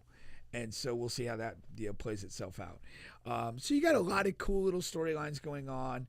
And again, if you just you could look at it as a soccer tournament, which if you don't watch a lot of soccer, I still think there's some fun things going on there. And you could just look at it as like sort of like a cultural experience. And I think that comes across. Yeah, I look at it as a cultural experience. Like I remember my first time ever watching it, and just, you know, working at Rollins. When I was working at Rollins in the maintenance and housekeeping division, you know, it's a lot of, you know, people from all of these different countries. And whenever the World Cup would come around, and I'm talking about 2012, 2016, when I was there, it's just like everyone is just do whatever they can, whether it's their phone, the TV, and whatever building or room we were in. Like they just had to be glued and watch it. And I didn't know anything about soccer. You don't know, you got to watch it because of this and because of that. And these guys, people who could barely speak English are trying to explain to me why this is such a huge deal. Right. And it just became such a, I was like, damn, this is interesting. You know what I'm saying? Yeah. And but prior to that, though, I had, you know, no idea. But it's for me, it is the cultural experience. Like like I said, I told you pre-show, I've watched a couple of matches. You know, whenever I can catch Messi, I'm going to watch him anyhow. But even like you said, you know, these other storylines, and of course I saw Jameis. Yeah, doing that stuff. I didn't even know he was going to be a part of anything like that. So yeah, I caught him randomly. That's a gift to keep him involved, man. He's anywhere and everywhere. You know, and you get and again, I mean, like I didn't catch Mbappe. I got to catch him because I haven't caught him since the first time you've ever told me about him. I caught him, and I haven't caught him since then. So I got to. He had this year. He literally could not have played any shittier in the first half. Okay. He was. So both of his goals came in the second half. Yeah. It was 0-0 at the half, and then Then it became iconic in the second half. He runs in and it like looks like he should have gotten a penalty. They review it. They said no penalty. Most experts. Was that a superstar call? No, he should have got the penalty. Oh, okay. Okay. Like the guy, didn't hit the ball, but he kind of came through Mbappe's legs. There wasn't a ton of contact, but missing the ball and kind of coming through his legs, like he had no chance to keep playing because of what you did. So it should have been a penalty. Oh, wow. It was denied. 5 minutes later, a new star for France, Michael Olise, threads this little pass into a running Mbappe who scores. They're up 1. They substitute. They get another goal on kind of a diagonal pass to a chip. And then it feels like everything's in control. They get into injury time, and Senegal scores. And then here's where it gets iconic. Mbappe's like on the other end of the field. He's just like, calm. 1 minute and 7 seconds later, he buries one epic shot in the upper part of the goal. And game over. And that goal, that was his 58th goal for France, made him the highest scorer in French history, seals the game, gives him 14 World Cup goals in his career. When is their next match? Do you know off the top of your head? Of course. It's on my birthday, 5 o'clock against Iraq. I guess so. Okay. And then the big one's going to be heavily favored. So The big one is going to be June 26th against Norway. Okay. And so you have Erling Haaland, who's probably the best pure goal scoring player in the world. He just scores goals. He had 2 the other night. Team wise, the French team is deeper, but Erling Haaland's a little bit like Shaq. He's about 6'5". He's probably over 200 pounds. He's fast. He's strong as hell, and he just has this singular purpose of finding ways to score goals. And he does he look like a man-child when you're watching? He looks big. That's what I'm saying. Like he's a Norway guy. He's like big, like Viking, blonde hair, blue eyes, got long hair, and he's just a physical force, and like he's great at kind of this singular thing, scoring the goals. Yeah. And so you're gonna have a head-to-head Mbappe and against Haaland, and so that'll June be 26th. June 26th. That'll be. Probably the winner of that will probably win that group and get a preferred seeding in the knockout stage. Okay. So that's a good matchup to look forward to. Okay. But I was going to say maybe I'll catch the Iraq game with you on your birthday, but maybe that'll be a better. I need action. We got Ace League game too. So on that. Oh yeah. Okay. That's going to be chaotic. But yeah, no, we could definitely watch the Norway game. Yeah, because I need action. And for those that haven't seen Mbappe, like he took a lot of criticism this year. He said he goes. He scored the 2 goals, and there's some comment about silencing the critics or whatever, and he's just like, I would have to play till I'm 80 to silence all the critics. He's a funny guy. He did James Corden.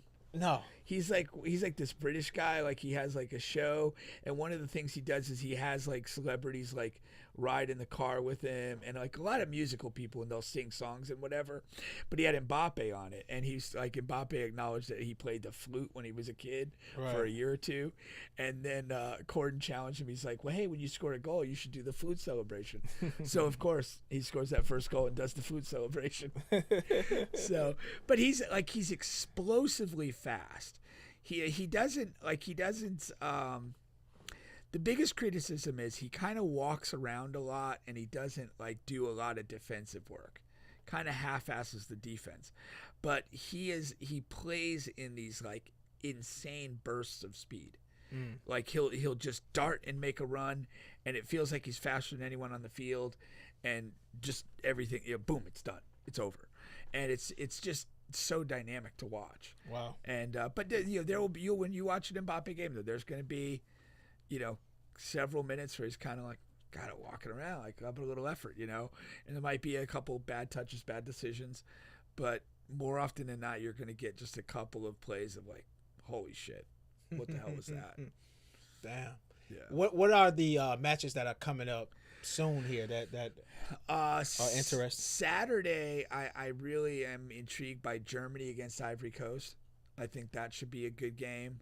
There'll be a lot of Africans on that field. There'll be a lot of Africans on that field. Here's a couple things that in this tournament. Now, bear in mind, the French team has 26 players.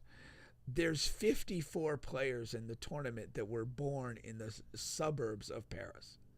Not Paris Central, not the rest of France. 54 players in the suburbs of Paris that are playing in this tournament. And I believe there's over 80 born in France playing. And it's like so one of the young French stars is a guy named Desiree Doué. His brother plays for Ivory Coast because he's not really good enough to play for France. And so you have two brothers who theoretically could match up against each other on opposite, countries representing. I was going to say, because how does that work? Cause so you can choose what team based on your heritage, but if that team doesn't have space for you, you can go to a second option. How does that work? Well, you have to make it. Because it doesn't work like that in basketball. No, so it does work that way in basketball actually. Yeah, like with the Embiid thing, with the teams he could have played for in basketball. So the way that it works is this: when you're a young kid, like you can play for. Whatever you could play for the U.S. or the national, or the Spain or whoever for like up till like U19, U21. Once you get to the full national team, you pretty much have to declare who you're going to play for. Now, if you're on one of the big power teams and you're good enough to play, you're good enough to be called up by France. Most people are going to just go with that. If you're good enough to be called up by Brazil, you're going to do that, or Argentina. There are players though that they'll look at where they are in their career, and maybe they have Ivory Coast parents or Cameroonian parent. It's like, hey, I'm like the 5th choice defender for France. I ain't gonna get called up unless there's a catastrophe. I can play for Ivory Coast and have a great career, and do that. The guy I'm wearing this shirt right here, Zidane, French superstar, World Cup champion. His son played for Algeria because he was an Algerian Frenchman, and he played for France. He was brilliant, and then his son's not as good. He plays for Algeria, and he was the guy that let in the 3 goals for Messi. So what about Diamante? Could he have played for U.S.? Could have played for U.S. Could have played for Ivory Coast. Yeah. Okay. There's a story with Mbappe. He expressed interest when he was young to play for Cameroon. And the story goes that Cameroon asked his family for money for him to play the national team. Oh, wow. And they're like, no, we'll just play for free in France. So they may have dropped the ball there. Yeah. That's the thing. Now, before we get off of this, you guys always never mention the U.S., but I've been told that. Never mentioned. I've been told that you mean me, Bryson, and Darnell? Yeah, you, Bryson, and Darnell. Yeah. The big 3. But I've been told they have a surprisingly, better team this year. Yeah, we had a great start. Yeah. Had a great start. So what it's been like in the qualification phases of getting to this tournament, and there was a tournament last summer called the Gold Cup. Like, we had not played particularly well.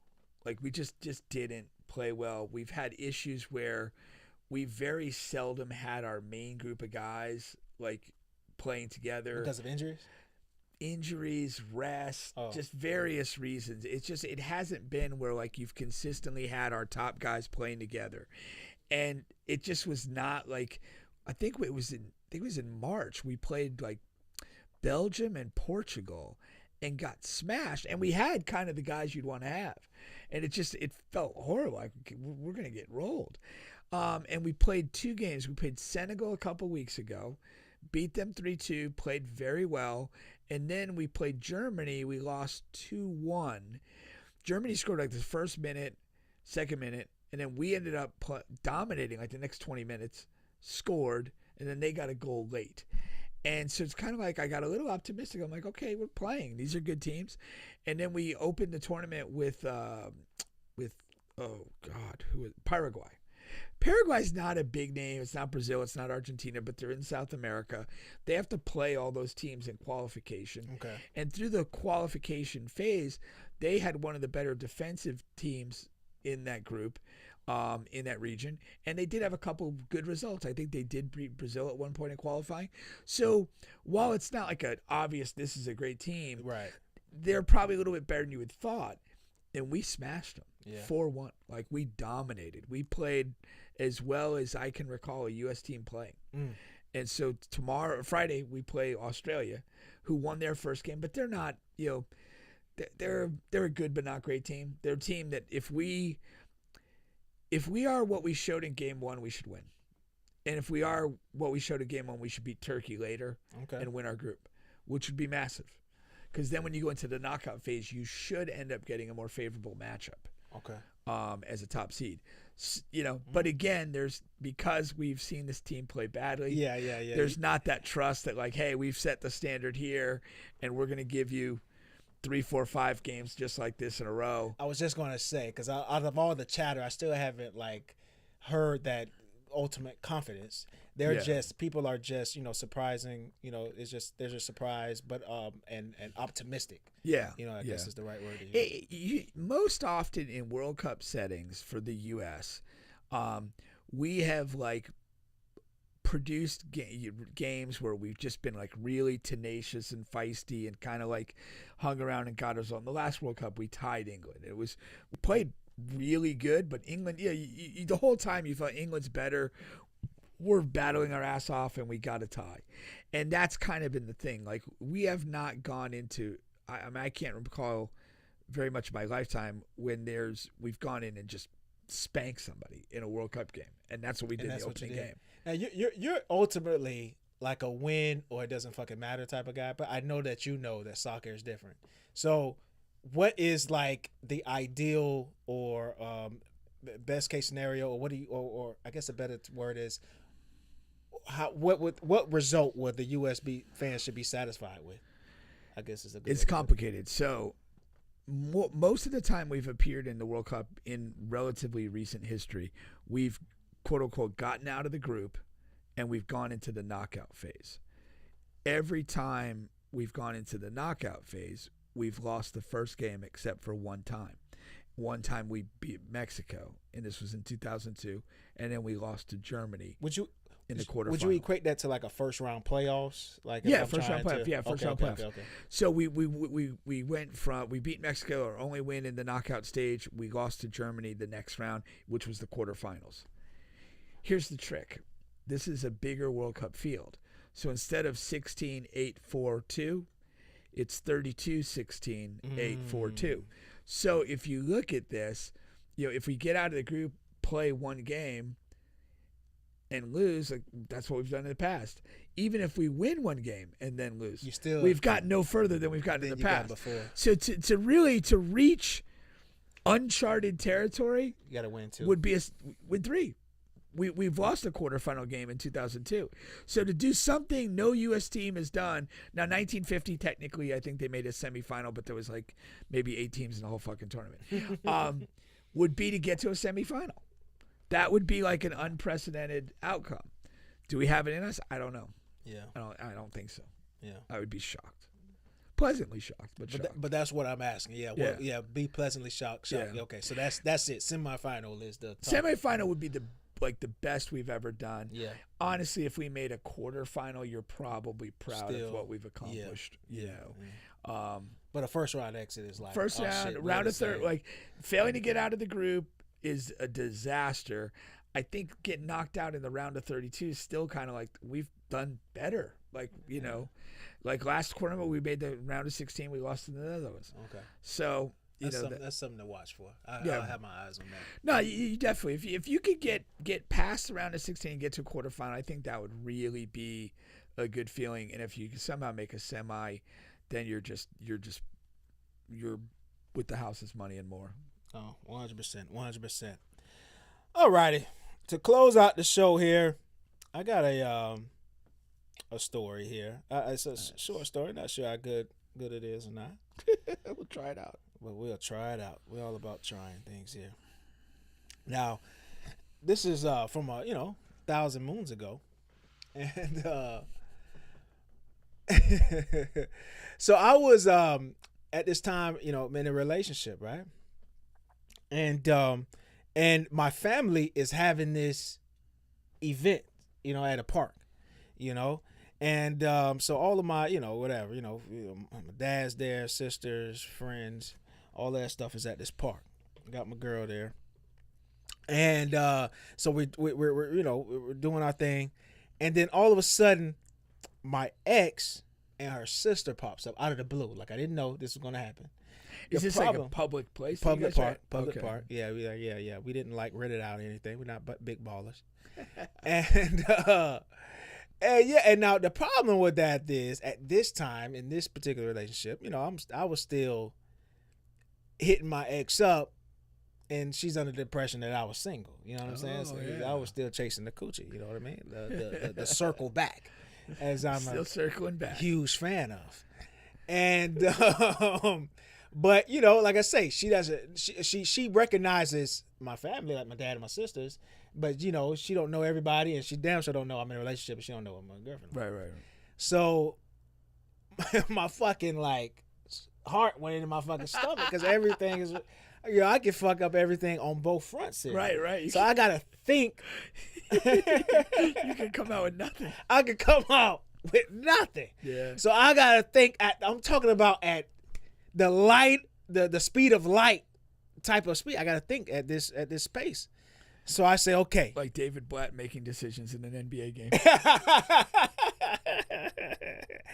I say, oh shit. So what I do is, because I see her walking up from where you park at.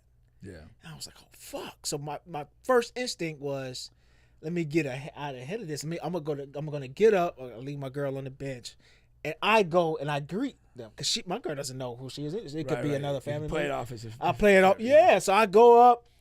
I hug her, I greet her, whatever, and then I say, hey, but you remember, so and so, you remember Tracy? I'll go ahead and say her name, and right, and at that point, what I do is I say, hey, y'all, I'll be right back. I gotta go check on my little sister. Because my little sister hadn't been there yet. Okay. She was supposed to be on her way with the Quick kids. check. Who's not here? Yeah. Oh, check out my little sister. I gotta go. I gotta go. I gotta go check on my little sister, man. I leave and I don't even come back. I knew that. I've known you long enough. I don't come back. But I take my girl with me though, and I'm like, yeah, man, I gotta go check on my sister. So I do the whole dog and pony show. So, how did you take the girl with you without the ex getting a vibe of, oh, looks like he's in a relationship? I mean, I don't know. I don't hug her or grab her hand or anything. I just say, but she went to you in the car. Yeah. It could have been like a sign. Could have been a fat. Well, I'll tell you this.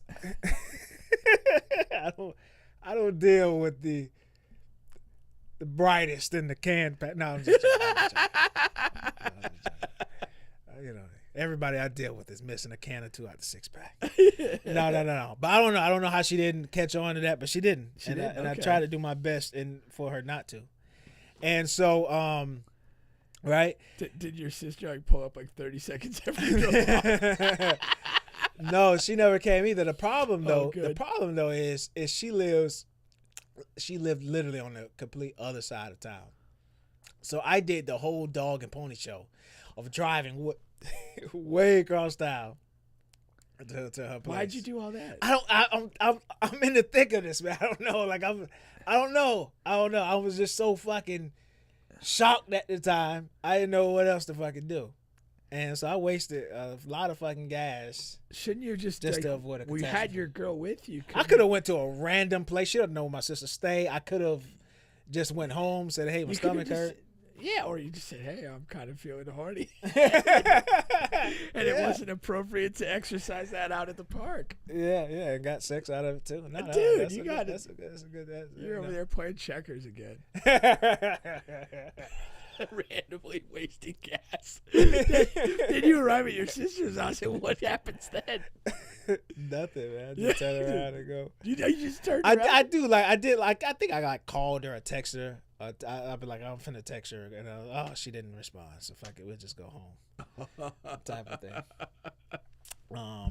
But it turns out right after I left, my ex ended up leaving too, because my older sister told me so. I could have came back to the party.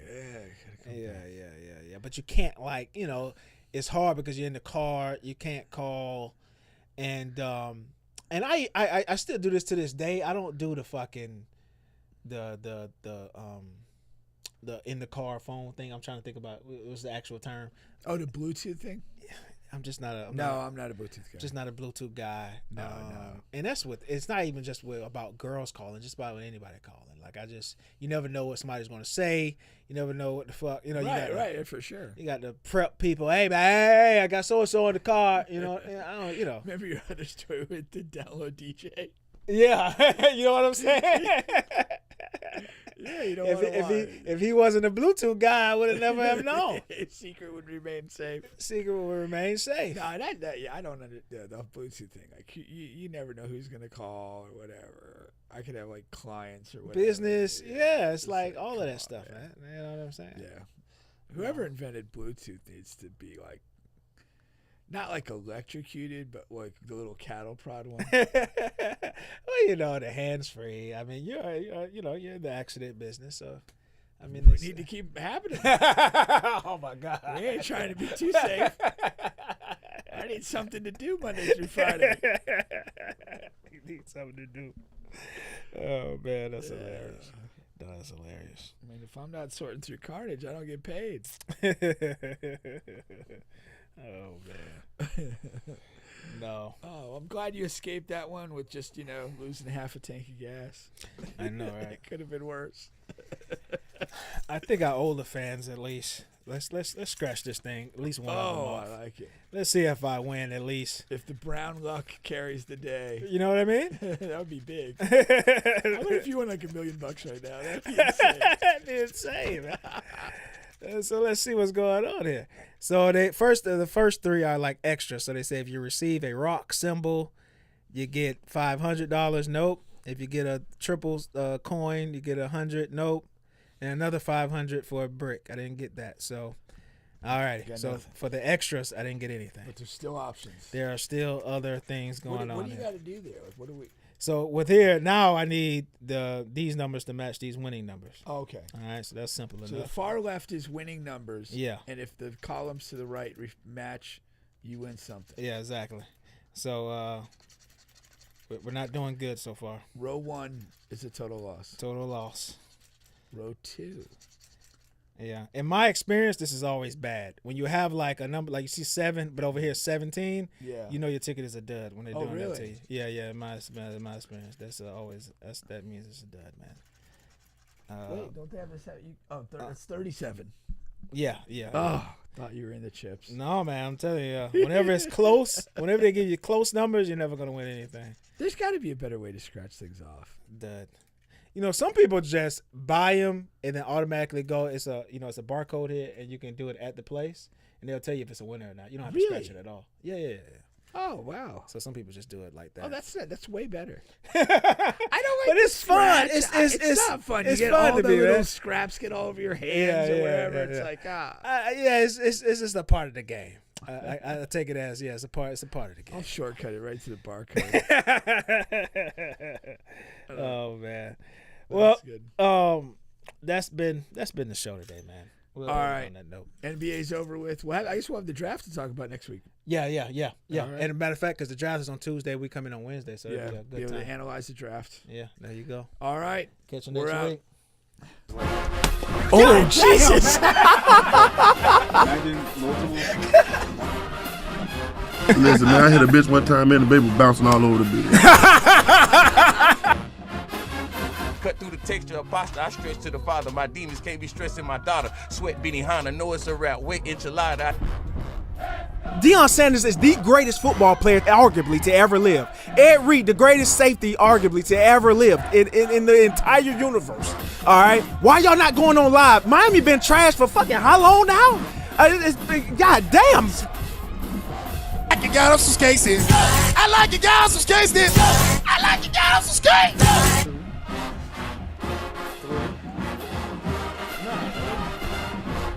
I want somebody in the event, something like, say like, I love oxtail. If I can eat some that tastes like oxtails while I'm down there, just for that moment. He's on my back, you know what I mean? And, I think, I feel like his thing is like on my neck. I've had 2 guys. Same time? No, I'm not that girl. man. The best Appreciate motherfucking podcast in Orlando, Florida. You already know. We appreciate Sunshine State, man.